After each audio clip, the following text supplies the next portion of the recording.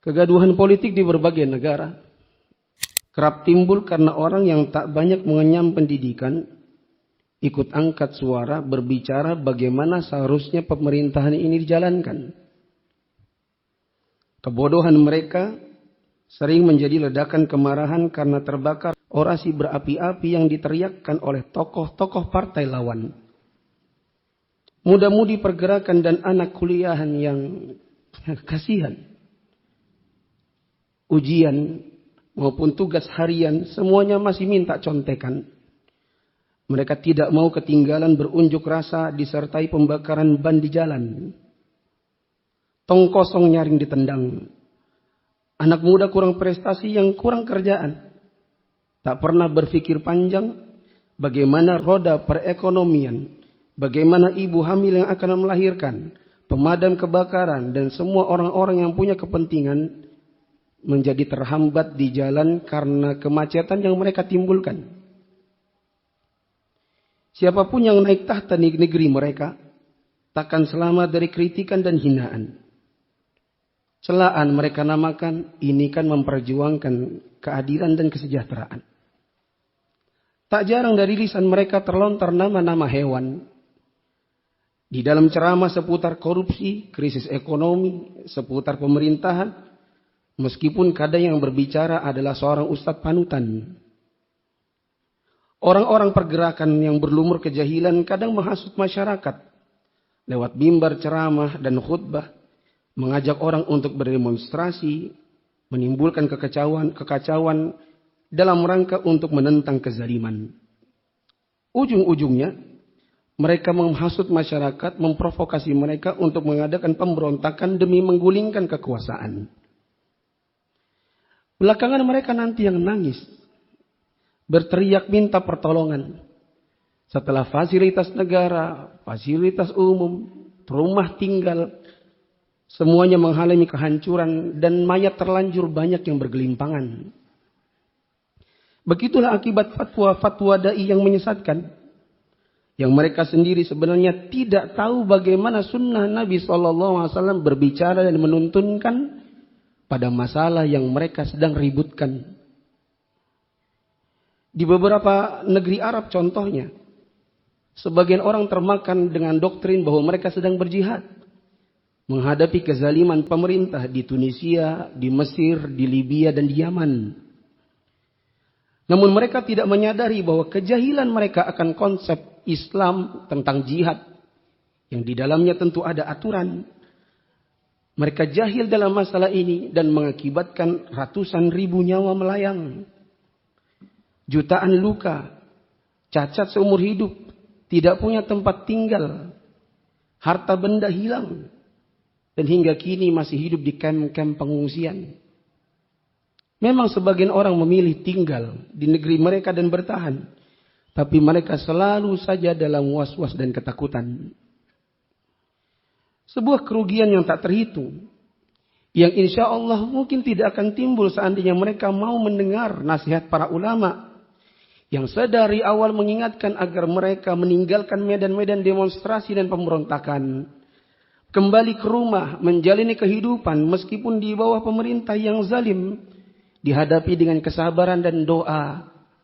Supaya Allah mengaruniakan negeri mereka dan pemimpin mereka dengan kebaikan. Hasan al-Basri misalnya, imam dari kalangan tabi'in mengatakan, "I'lam afakallah anna jawral muluki niqmatun min niqamillahi ta'ala. La tulaqqa bisuyufi wa innama tuttaqa wa tustad'afu bid-du'ai wat taubati wal inabati wal iqla'i 'anil dhunub. Wa inna niqamallahi ta'ala mata laqiyat bisuyufi kanat aqta." Kata beliau, ketahuilah semoga Allah mengampuni kalian, bahwa kezaliman penguasa itu sebenarnya hukuman. Hukuman Allah tidak akan bisa dilawan dengan pedang dan kekerasan. Tetapi hanya bisa hukuman Allah dihindari dengan taubat, doa, dan menghindarkan atau meninggalkan kemaksiatan. Jika hukuman Allah bertemu dengan pedang, tentu hukuman Allah yang akan memenangkan pertarungan. Laksana monyet di berlian, Dikasih barang berharga malah dihempaskan. Orang jahil bila diberi nasihat berharga malah diinyahkan. Mereka malah balik menuduh bahwa para ulama itu adalah kaum pengecut, penjilat, antek pemerintah. Lantaran nasihat para ulama dengan pemikiran mereka tak sejalan.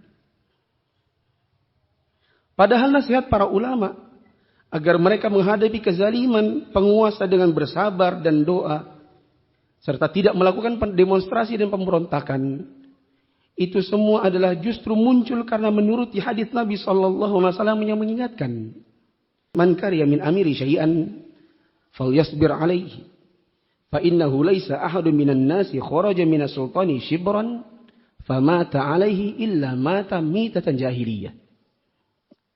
Barang siapa membenci sesuatu pada diri pemimpinnya, hendaklah dia bersabar. Sebab tidaklah seseorang memberontak dari penguasanya, meskipun hanya sejengkal.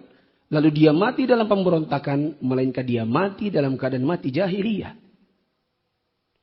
Nabi SAW juga mewasiatkan, yakunu ba'li a'immatun la yahtaruna bihudaya wa la yastannuna bisunnati. Wa sayaqumu fihim rijalun qulubuhum qulubus syayatin fi juthmani ins. Nabi SAW mengatakan akan ada sepeninggalku nanti penguasa-penguasa yang tidak mengikuti petunjukku dan tidak mengambil sunnah-sunnahku. Di antara mereka ada penguasa, wujudnya wujud manusia, tapi hatinya hati setan. Sahabat Hudzaifah ibnu Yaman yang mendengarkan wasiat tersebut kemudian malah mengatakan, ya Rasulullah, kaifa asna'u in adraktu dzalik?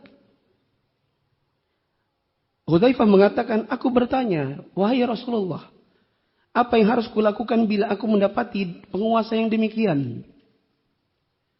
Maka Rasulullah SAW mengatakan, tasma'u wa tuti'u lil amir, wa in duriba dhahruk, wa in ukhidha maluk, fasma' wa ati'. Nabi mengatakan, tetaplah engkau mendengar dan taat kepada penguasa yang demikian. Walaupun punggungmu dipukul, walaupun hartamu diambil, tetap dengarkan dia dan berikan ketaatan. Sangat disayangkan orang jahil di zaman sekarang, bila mendapati nasihat yang demikian, mereka karena kurang ilmu dan kurang iman, kemudian mengatakan, apa? Cuma sabar dan doa. Memangnya sabar dan doa bisa bikin perubahan? Demikian kalau orang jahil kurang ilmu dan iman. Mereka lupa bahwasanya doa itu merupakan kekuatan bagi orang-orang yang beriman. Sampai-sampai para ulama terdahulu banyak yang mengatakan, jika aku punya satu doa yang Allah kabulkan, niscaya itu akan aku berikan kepada penguasa. Karena manakala penguasa itu diberikan kebaikan, maka rakyatnya pun akan mendapatkan kebaikan. Orang-orang itu juga mengatakan, para ulama itu kita hormati. Tapi mereka hanya pakar urusan masjid, pakar urusan kemaluan, dan urusan celana dalam perempuan. Yakni maksudnya darah perempuan. Bila kau bertanya soal itu, silahkan. Adapun urusan politik, mereka katakan kita lebih tahu. Karena kita penduduk setempat yang merasakan. Demikian kesombongan di hadapan para ulama. Oleh orang-orang yang jahil dan membuat malapetaka. Yang akhirnya di kalangan masyarakat timbul penderitaan demi penderitaan. Di Republik Indonesia ini tidak jauh bedanya.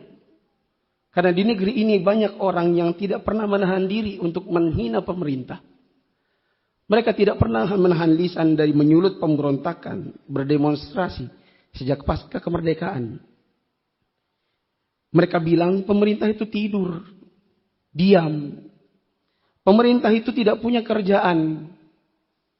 Ibarat orang memercik air tersiram ke muka sendiri. Jangankan mengurus 200 juta orang seperti seorang presiden. Untuk ngurus diri sendiri, istri dan anak-anak mereka di rumah untuk jalan di atas jalan Islam, mereka tak punya kemampuan. Bahkan tak bisa mengajarkan mereka dan anak-anak mereka membaca Al-Quran. Kerusakan yang timbul pasca demo dan pemberontakan malah kadang lebih besar daripada kezaliman yang ingin dihilangkan.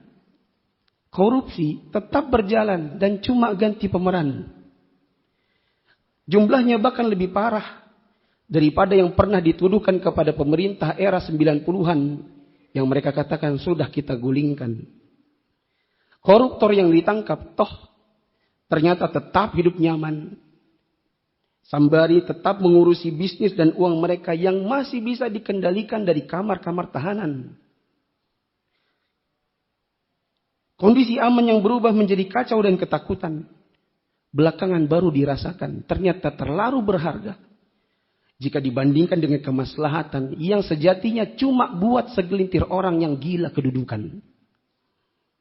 Makanya Imam Ibnu Taimiyah rahimahullah sampai mengatakan, wala'allahu la yakadu yu'rafu ta'ifatun kharajat min dhi sultanin illa wa kana fi khurujiha min al-fasadi ma huwa a'zamu min al-fasad alladhi azalathu. Beliau bilang, hampir-hampir tidak didapati ada kelompok yang memberontak kepada penguasa, melainkan kerusakan yang timbul setelahnya akibat pemberontakan yang mereka lakukan malah lebih besar daripada kerusakan yang ingin mereka hilangkan.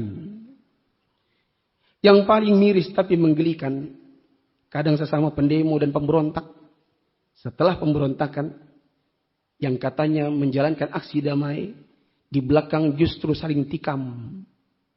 Mereka saling fitnah dan saling memperebutkan kekuasaan.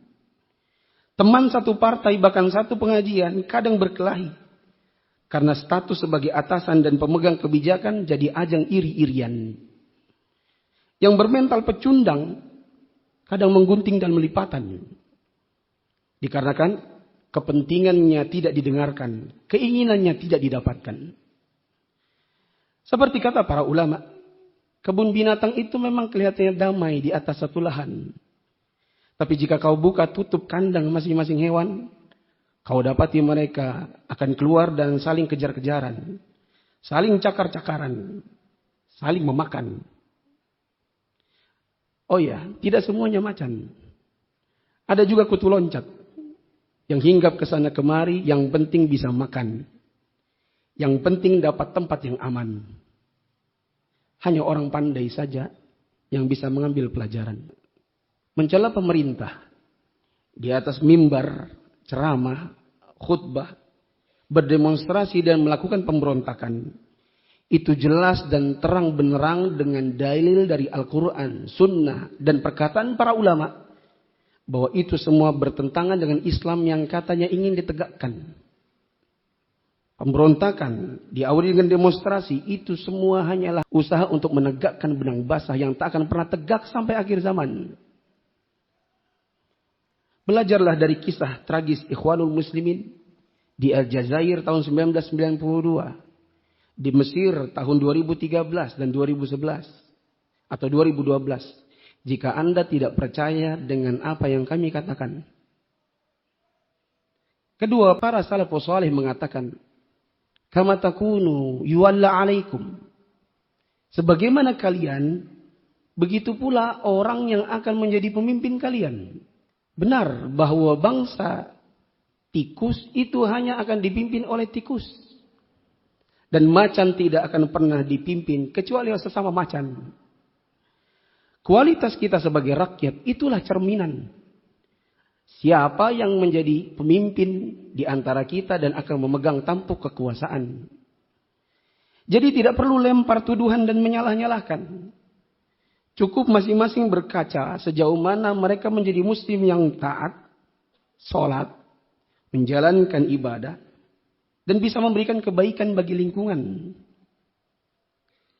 Yang terakhir Rasulullah SAW menyebutkan, ya'ti fi akhir zaman qaumun hudatha'ul asnan sufaha'ul ahlam yaquluna min khairi qawlil bariyah yamruquna minal islami kama yamruqu sahmu minal ramiyah la yujawizu imanuhum hanajirahum fa inna ma laqitumuhum faqatuluhum fa inna qatlahum ajrun liman qatalahum yaumal qiyamah.